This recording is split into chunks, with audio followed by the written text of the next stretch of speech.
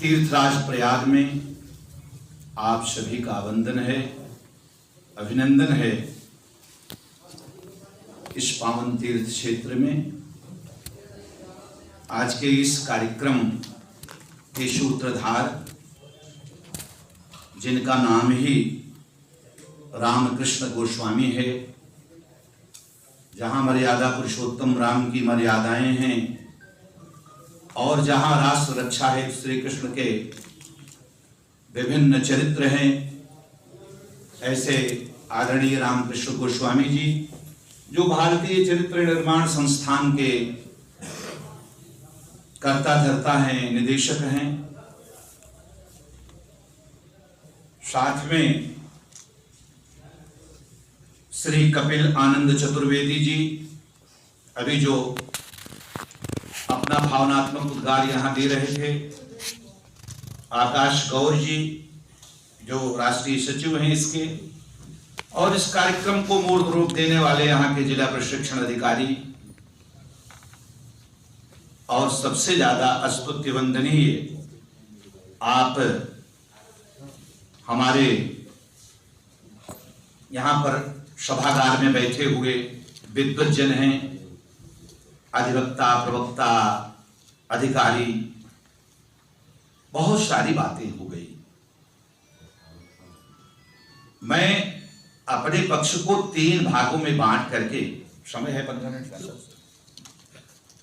5 minute हमारा एक पक्ष यह होगा कि मतदान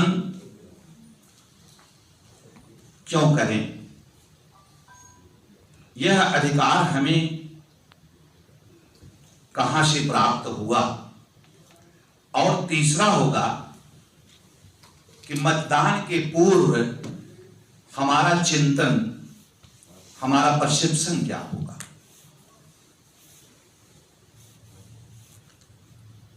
अभी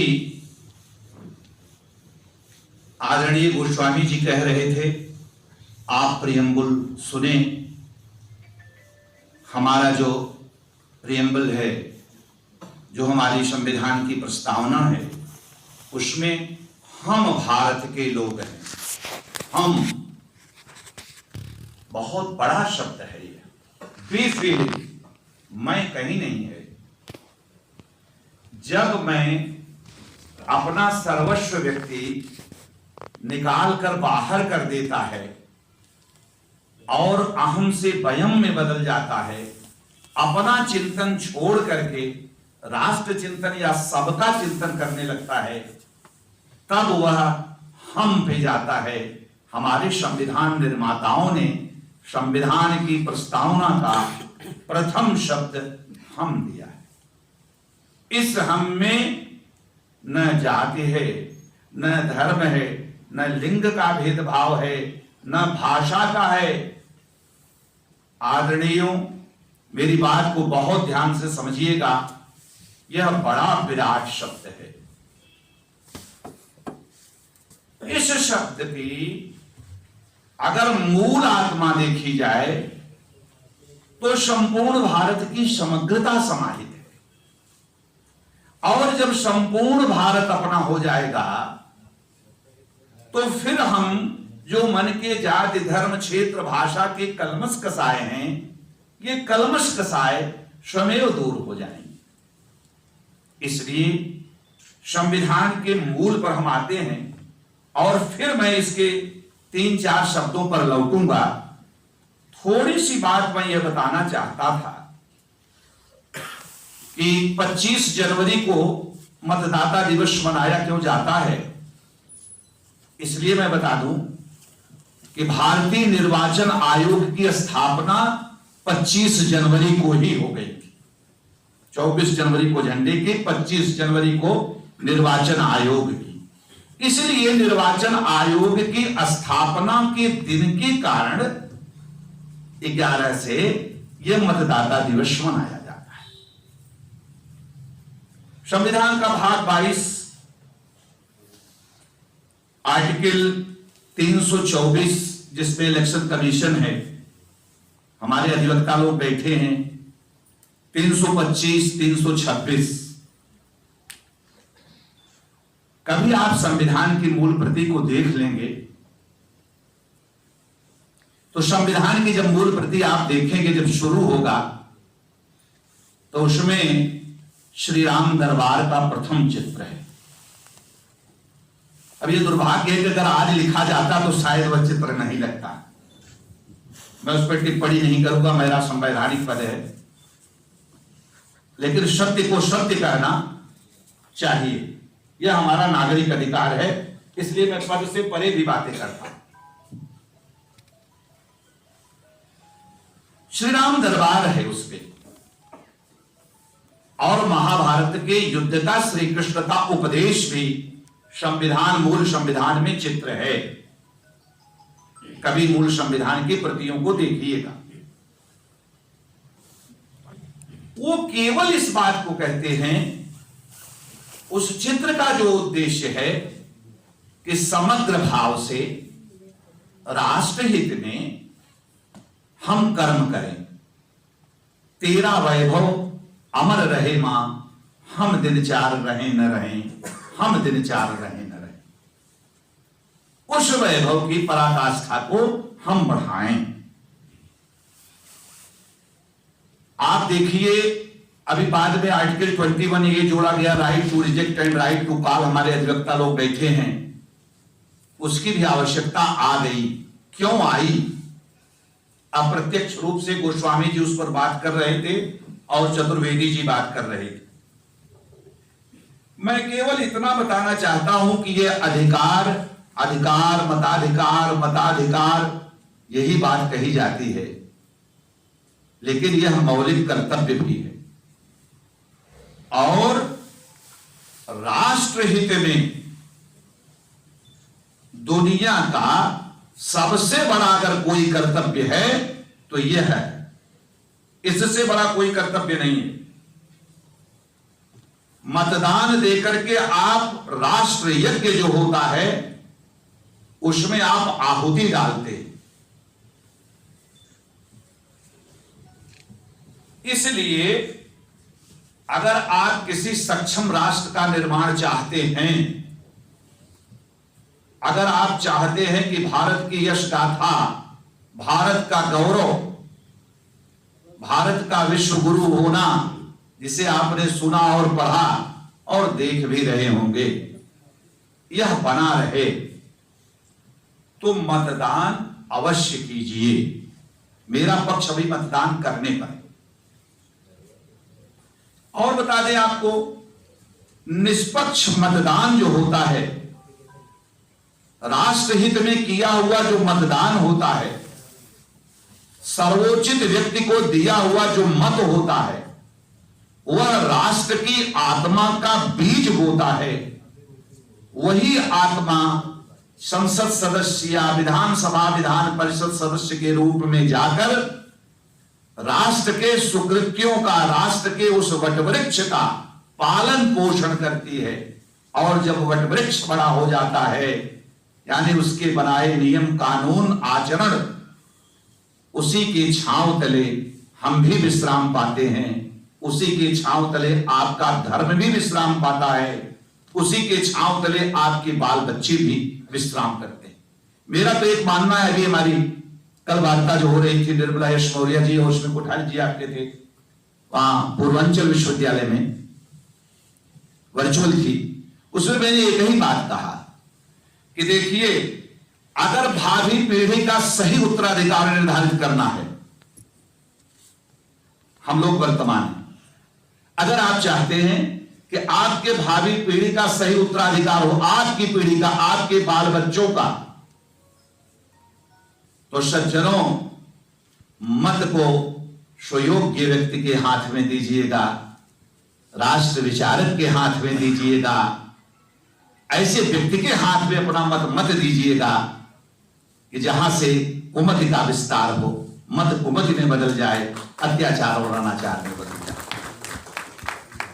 इसलिए यह मतदान जो होता है, आदरणीय गोस्वामी जी कह रहे थे, मैं श्रीमद् भगवद गीता पर भी आता हूं, यह राष्ट्रीयता को अनुप्राणित करता है, वयम भारतीयाशु भूमि नमामः वयम भारतीयाशु कर्मे। हम अनेके प्रदेशा अनेके च वेशा अनेकानि रूपाणि भाषा अनेका वयम भारतीयाशु धर्मे नमामः। कौन सा धर्म? धर्म पहले राष्ट्र है, धर्म पहले भारत माता है, धर्म पहले हमारी संस्कृति है। उस संस्कृति को, उस भारत माता को, उस राष्ट्र को बचाना परम पावन धर्म है, जिस राष्ट्र को बचाने के लिए 5158 साल बता रहे थे महाभारत हुआ। महाभारत इसीलिए हुआ। महाभारत के शांति पर्व है श्रीमद् भगवद गीता, आप जानते हैं, उसी महाभारत का एक अंश है। वो महाभारत नित्य प्रति चल रहा है। प्रत्येक व्यक्ति को यहां अर्जुन के रूप में शस्त्र धारण करना है, और समय से जिसका मोह नष्ट नहीं हुआ, जो जातिवाद में फंसा रहा, जो क्षेत्रवाद में फंसा रहा, जो छोटे से लालच में फंसा रहा, जो छोटे से स्वार्थ के विचार में फंसा रहा, अगर वह मोहग्रस्त रहा तो वह अवसाद पीड़ित होगा, और वह राष्ट्र यज्ञ का, राष्ट्र को बचाने का जो महाभारत है वो पूर्ण नहीं हो सकता है। उसे अगर आपको पूरा करना है तो आपको इस यज्ञ को पूरा करना होगा। बिना इस यज्ञ के पूरा किए आप कुछ नहीं कर सकते हैं, क्योंकि भारत कोई सामान्य देश नहीं है। आपको जानकर आश्चर्य होगा, और छोटे मुद्दों को तो छोड़ दीजिए, केवल वैक्सीनेशन में हम फर्स्ट हो गए। 165 करोड़ टीके भी दुनिया के किसी देश में लगे नहीं, उतने हैं ही नहीं, लगेंगे कहां से? एक तो और हमारी पूंजी। तो मैं ये कहता था कि समता समानता का और राष्ट्र धर्म का उत्सव आपके मन में चले, आपके समाज में चले, आपके गांव में चले, आपके संस्थान में चले, आपके राष्ट्र में चले। इसके लिए सज्जनों, आप पहले अपना मतदान कीजिए।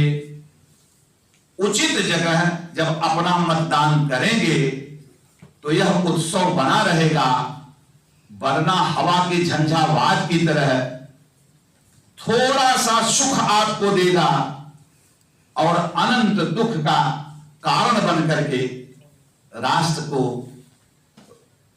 उसकी उन्नति को अवरुद्ध कर देगा।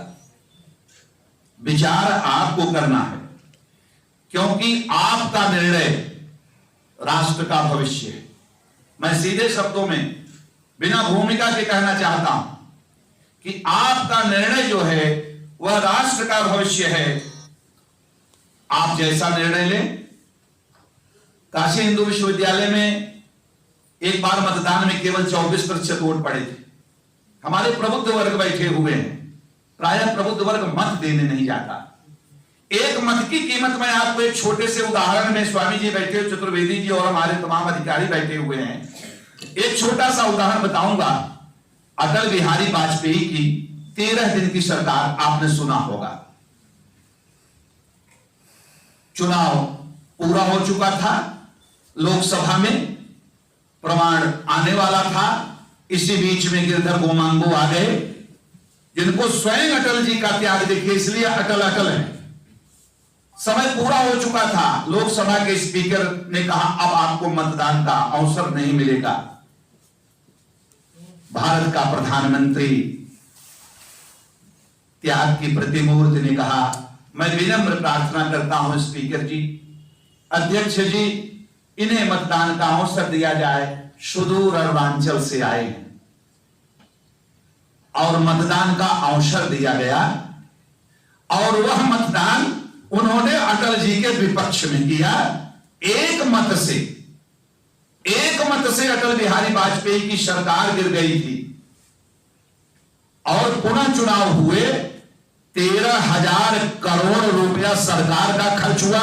बाकी जो खर्च होता है आप बुद्धिजीवी हैं, मैं नहीं बताऊंगा कि लोगों का कितना खर्च होता है। एक मत की कीमत, अर्थशास्त्र के अर्थशास्त्रियों से मेरा कहना है कि उस एक मत की कीमत यह रही जो प्रमाणित दस्तावेज है, ये मैं नहीं बोल रहा। इसलिए आपका अगर एक मत छूट जाता है तो आप इतनी बड़ी राष्ट्र की हानि करने वाले हैं। इसलिए अगर आपको लोकतंत्र के तंत्र को मजबूत करना है और जिसमें लोक की हिस्सेदारी बची रहे, लोक कौन?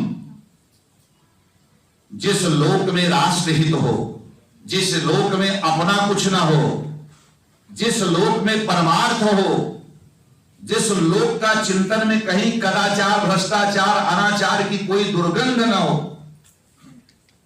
ऐसा लोक अगर आपको बनाए रखना है तो मतदान अवश्य करें। एक बात और बता दूं आपको, अभी आदरणीय गोस्वामी जी कह रहे थे, सत्य यही है कि स्वधर्मो निधन श्रेय, अपने धर्म में मर जाना ही श्रेय है। अर्थात राष्ट्र के लिए मर जाना, मां भारती के लिए अपने को समर्पित कर देना, यही धर्म है। कारगिल में यही धर्म निभा रहे हैं, चाइना बॉर्डर पर यही धर्म निभा रहे हैं। आप भी मतदान रूपी अपने कर्म से यह धर्म निभाइए, लेकिन ध्यान दीजिएगा कि जैसे कारगिल में लक्ष्य हमारे सैनिक का विपक्ष है, पाकिस्तान है या हमारे कोई भी देश हो जो हमारे तरफ गलत निगाह से देखते हैं, आपका भी भाव वही होना चाहिए कि मतदान दान सर्वथा स्वयोग्य को दिया जाना हमारी भारतीय संस्कृति कहती है। आप जानते हैं, इसलिए इस बात को सोचिएगा कि अगर आपको संविधान को सजाना है, इस भारतीय संविधान को अनुप्राणित करना है, स्वदेश का स्वधर्म पालन करना है, तो आप यह जाने रहिएगा, आप अपना मतदान अवश्य करें। और किसे करेंगे यह भी महत्वपूर्ण है, क्योंकि लोकतंत्र की जीवंतता जो होती है वो कुछ ही क्षण में व्यक्ति के मन मस्तिष्क में आती है, सदियों सदियों तक बनी रहती है। लम्हों ने खता की और सदियों ने सजा पाई, लम्हों ने खता की, सदियों ने सजा पाई। आपका एक क्षण मतदान का कहीं गलत हो गया तो शताब्दी भर आप दंड पाते रहेंगे। इसलिए बहुत ध्यान से 2022 का चुनाव आयोग का जो सूत्र है आप जानते हैं, उसमें है कि making election inclusive, accessibles and participatives. Hindi में समझिए कि समावेशी हो, सुगम हो एवं सहभागी निर्वाचन हो। तो सहभागिता क्या होगी? हम औरों को भी प्रेरित करेंगे, स्वयं जाएंगे। समावेशी क्या होगा? ये बहुत विराट शब्द है, इस पर मैं नहीं जाऊंगा, केवल इतना कहूंगा कि विचार का प्रश्न है, सबके साथ ले चलने का प्रश्न है, सबके विश्वास का प्रश्न है, सबके साथ का प्रश्न है।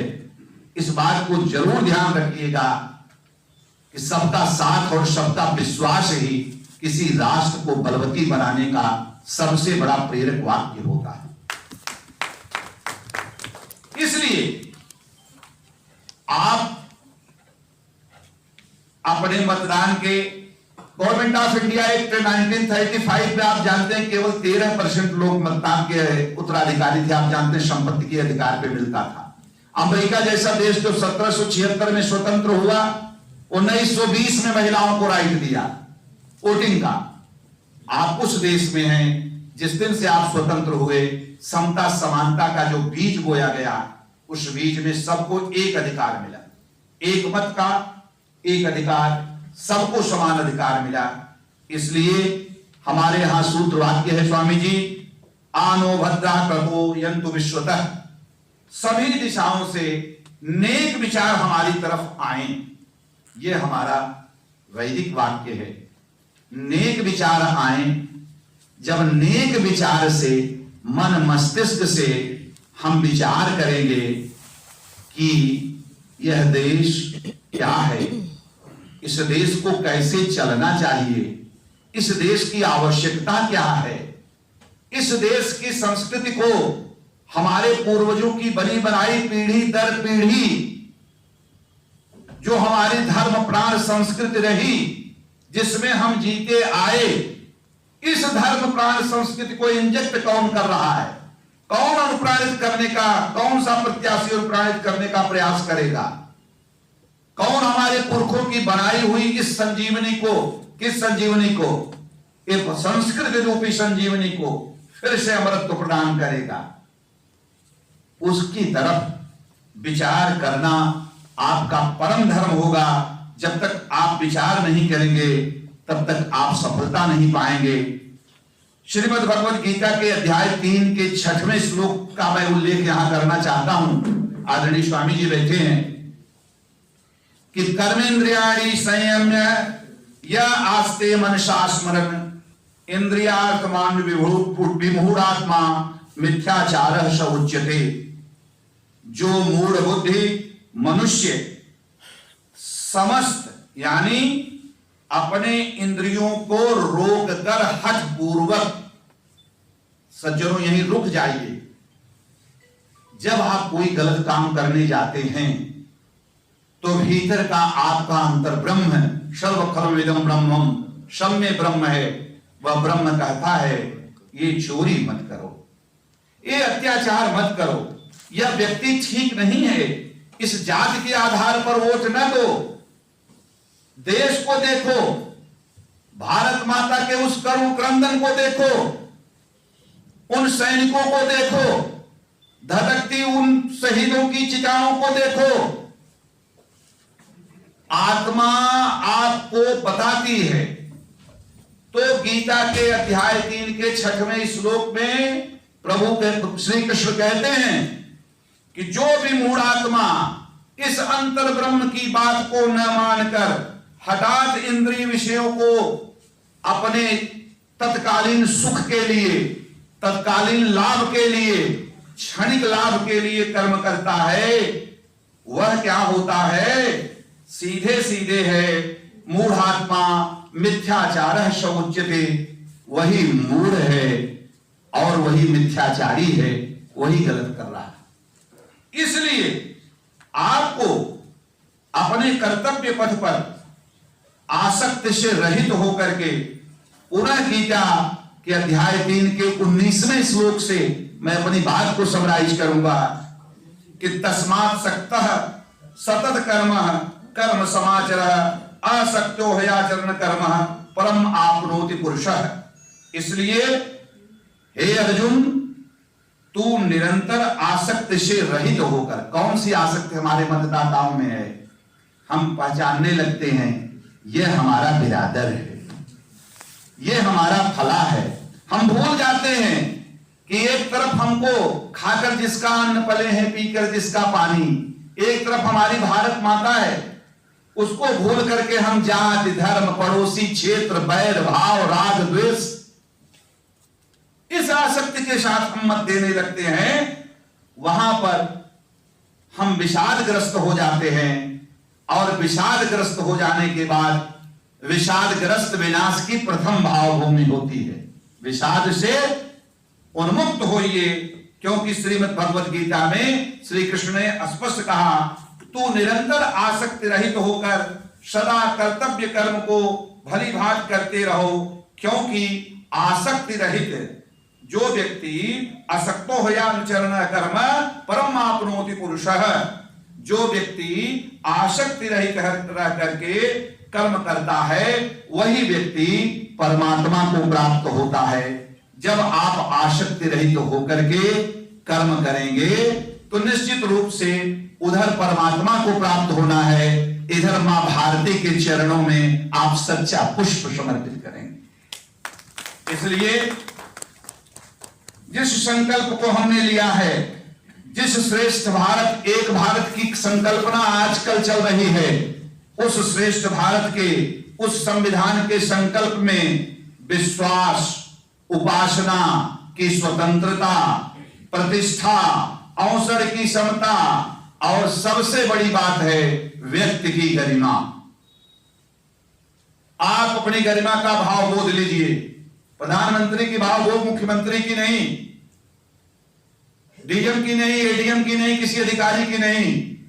प्रत्येक व्यक्ति की गरिमा बराबर होती है। बैंथम के जिस सिद्धांत से, पॉलिटिकल साइंस से एक व्यक्ति और एक वोट का राइट निकला है, वहां से वह गरिमा निर्धारित होती है।